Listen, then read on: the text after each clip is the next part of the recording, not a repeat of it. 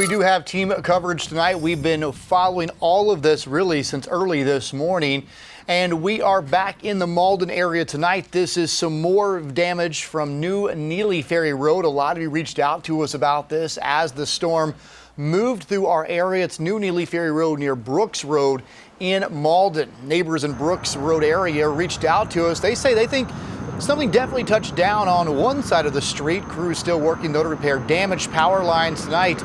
We have our own Matt Koufax out there. Matt, what have you been able to see throughout the evening there?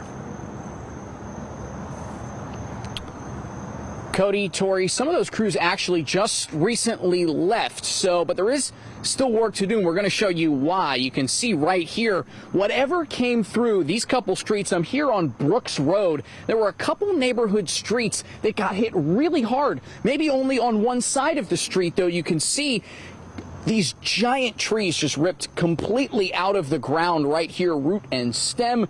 And as I mentioned, those power lines still work. You can see right across the road right here some of these trees that were split in half or branches came down. They're obstructing the power lines right there. Neighbors tell me, though, it could have been a lot worse. And Willie and Joyce Calwile, that was the couple I spoke to. They live just off Brooks Road and behind New Neely Ferry Road.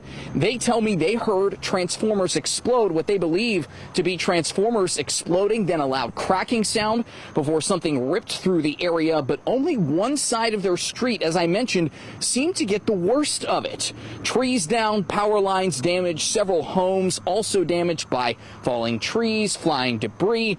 Joyce tells me she took shelter and waited for her husband, who was nearby on lockdown. We mentioned Greenville County schools went into lockdown. They tell me their damage is relatively minimal, but some of their neighbors lost entire yards or sections of their homes. It was a mess when I was coming up on my street, and we thank God that the houses are still standing and there's no casualties.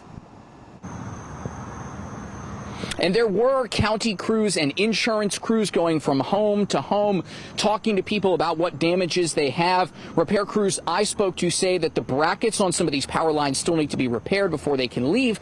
But thankfully, other neighbors say the power was only out for an hour or so before it was restored. And coming up later in the show, we are going to hear from that couple again. We're going to hear from some more neighbors about what they were kind of going through, what they saw, what they heard as this possible tornado perhaps ripped through this area. Stay tuned. Back to you.